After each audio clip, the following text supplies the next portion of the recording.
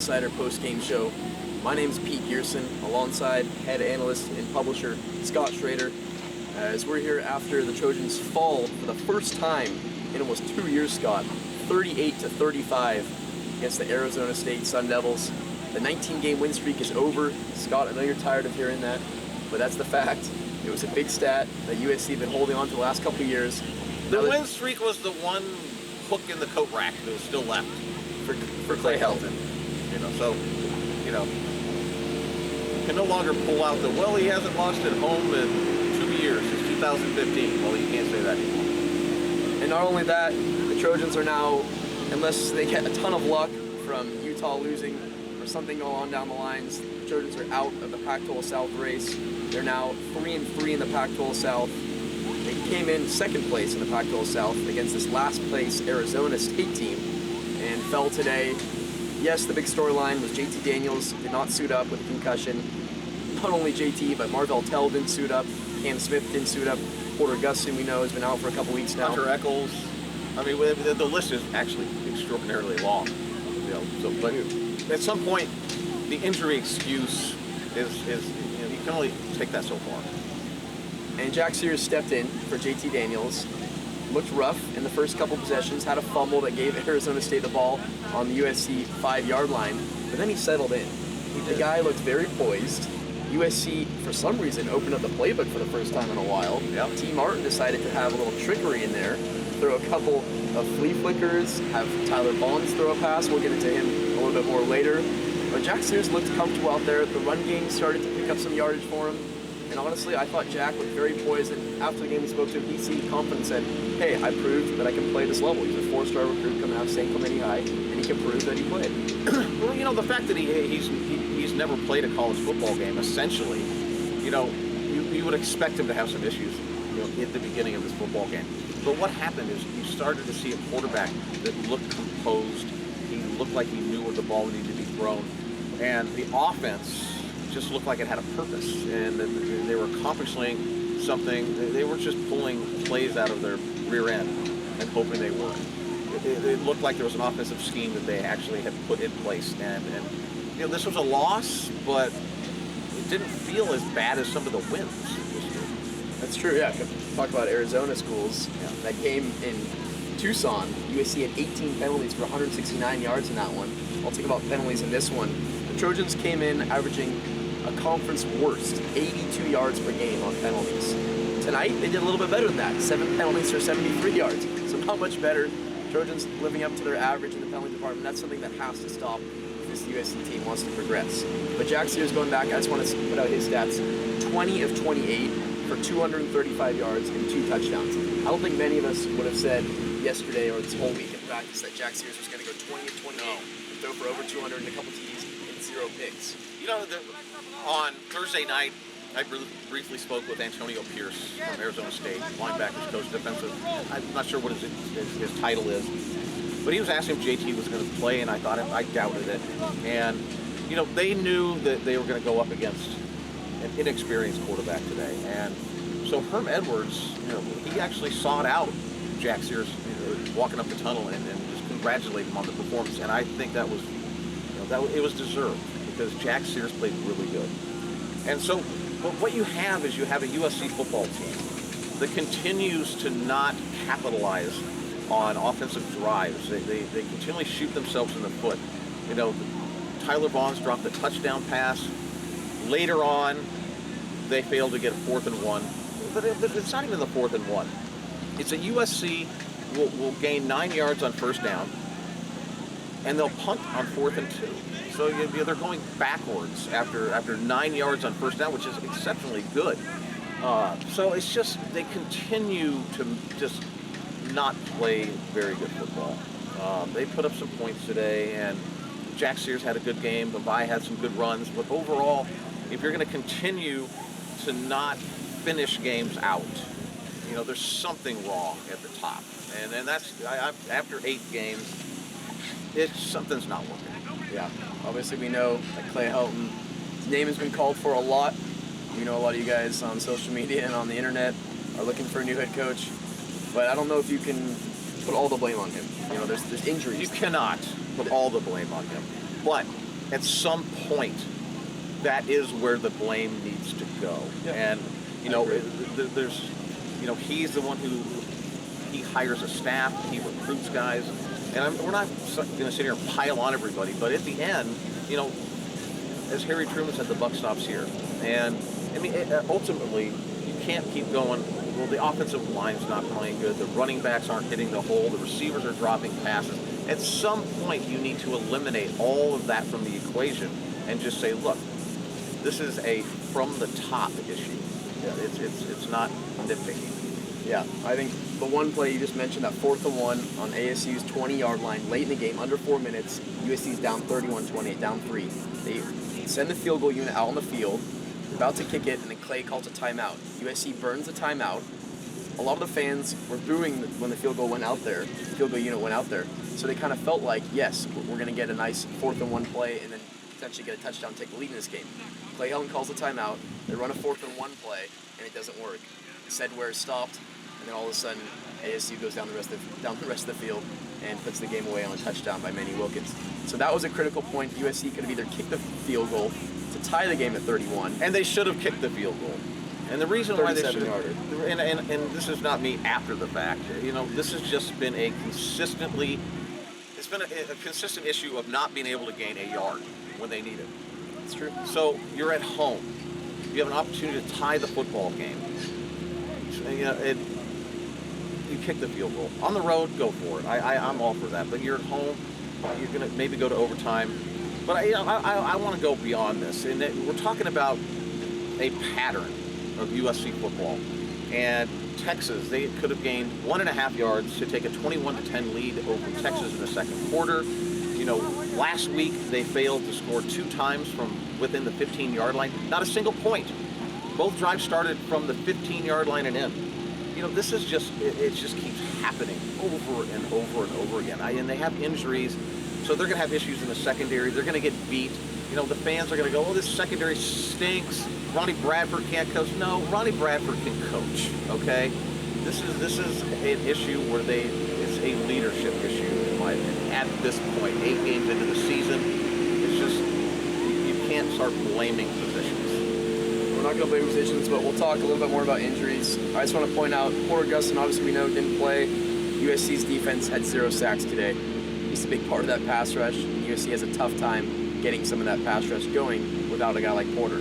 One guy that did make some very critical plays on defense, including in the pass rush, was Talanoa Hufanga. The true freshman safety is a true stud, I think we can say. Yeah. The sad news, though, on the last play of the game, much like Porter injured his ankle on the last play of the game, on one of the last plays today, Talanoa suffered a broken collarbone. He was out there in a sling.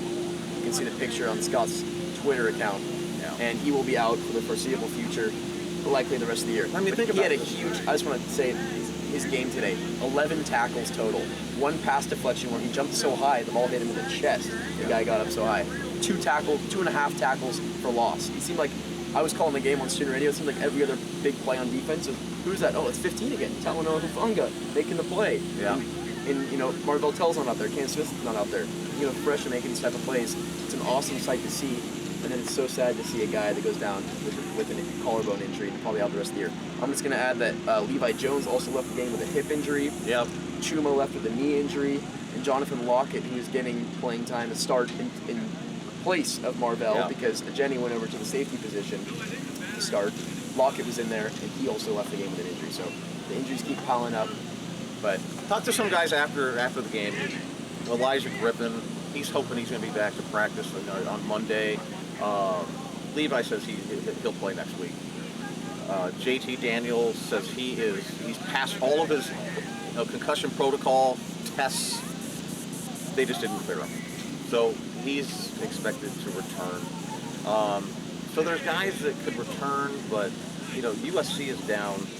If you talk about after the season ended last year and include the recruiting class, you're talking Jack Jones, Achille Ross, Bubba Bolden, Isaiah Polamau. keep it going. I mean, this is where we're going with this. USC is Porter, Cam, Marvell. But this is just the secondary. Yeah. Jay Godfrey transfers. You're right. You're talking about USC is now playing, or will be playing. Talanoa is out now. a walk-on freshman DB. Jordan McMillan will be playing. He traveled to Utah and didn't play. Right. Now they're going to need someone. He's a back good there. player, but obviously they offered kids scholarships over him for a reason because they thought they were better players. So, next man up. I don't know how that's all going to work out, but well, let's start talking about some of the positives tonight because USC was down 24-7. It looked like it was going to be an ugly blowout loss at home. Jack Sears was totally in over his head. That changed. USC scored 21 unanswered. Let's remember the game started with an 82-yard punt return by Tyler Vaughns for a touchdown to give the Trojans a 7-0 lead. That got this place going. Tyler Vaughns made a couple more appearances. He threw a 36-yard touchdown to Michael Pittman on a jump ball, and Pittman has this knack now for just going up and stealing balls out of defensive backs' hands. I know. In the end zone, too. And then he also caught a touchdown kind of in garbage time. USC was down by 10 with about 40 seconds to play. Yeah. Sears lofted one up in the far end zone, 48-yard touchdown. So Vaughns ends the day with a touchdown pass, a touchdown catch, and an 82-yard touchdown return. Right. And we were talking about some of the media members. Has a player in FBS history ever done that in a football game? I'm pretty sure in NFL history they haven't. We'll have to look deep in the record books to find that. I'm sure it's probably been done, but that doesn't change the fact that's unbelievable. It's an unbelievable day. There was fantasy. And he dropped a touchdown pass. Yes, and he dropped a 45-yard touchdown pass on probably Jack Sears' best throw of the day. I don't know if you can call it a drop, though. It was more of a defensive back got his hand in there at the last second and slapped it through. So it wasn't just like a clean drop. It was contested. We'll say he didn't catch it. But Tyler Vaughn's a great day, Jack Sears a great day, and the running game, which has been struggling to even reach the century mark all year as a unit, not per person, as a unit. Yeah. Today, Vavai, Malapai, and Akacentric Ware combined for 117 yards on the ground. Stephen Carr only got 3 or 4 carries for under 20 yards. Yeah. The fact that Vavai and said Ware could break open, Vavai actually had a career-long 49-yard run there in the fourth quarter, and they looked really strong running the ball and even in some of the pass catching They just don't look strong when they need to gain 1 yard. Then it's like, forget about it. 4th and 1. They're better off. They're better off probably throwing a 50-yard bomb on 4th and 1 or 3rd and 1. I mean, it's just getting to the point. I mean, we're just talking about stuff just keeps adding up week after week. So we don't need to pile on, but we have high standards here at USC. I mean, USC 4-4.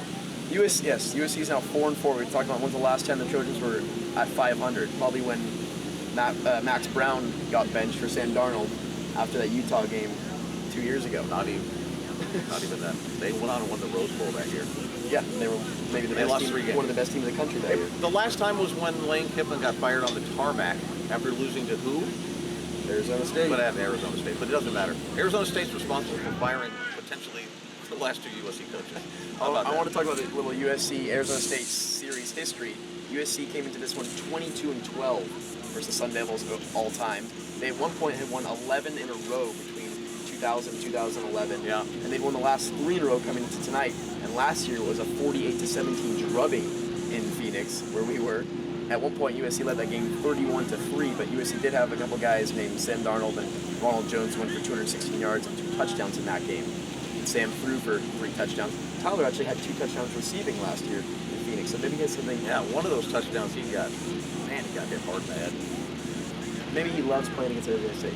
But either way, for the fact the Trojans fell against the Arizona State team that was supposed to be kind of a win on the schedule, we looked at it early on in the year. Obviously, we didn't know we'd be without all these players. But a 1-3 Pac-12 South team, we're hoping USC can win this game because their next few Pac-12 South opponents are. They could have won out. They could have Berkeley, finished. UCLA, and Oregon State. And I was talking to Pete Arbogast today. He said Cam probably won't play next week at Oregon State because they won't need him. I don't know if that's going to be true or not because Oregon State beat Colorado today in a thriller. Man, if they lose. So I don't know. Let's not even go there yet. But if they lose to Oregon State, my word.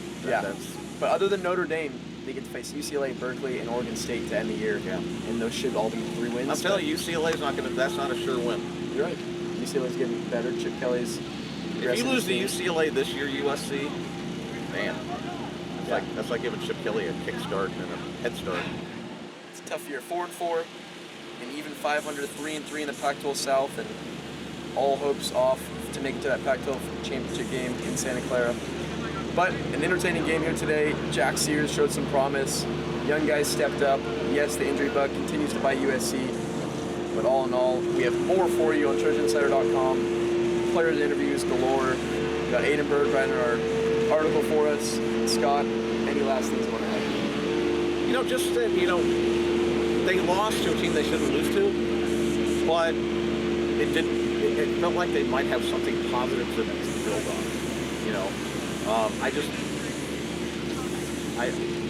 We should beat Arizona State, and you should score this many points on Arizona State. And USC, Tyler Vaughn's catches that touchdown pass.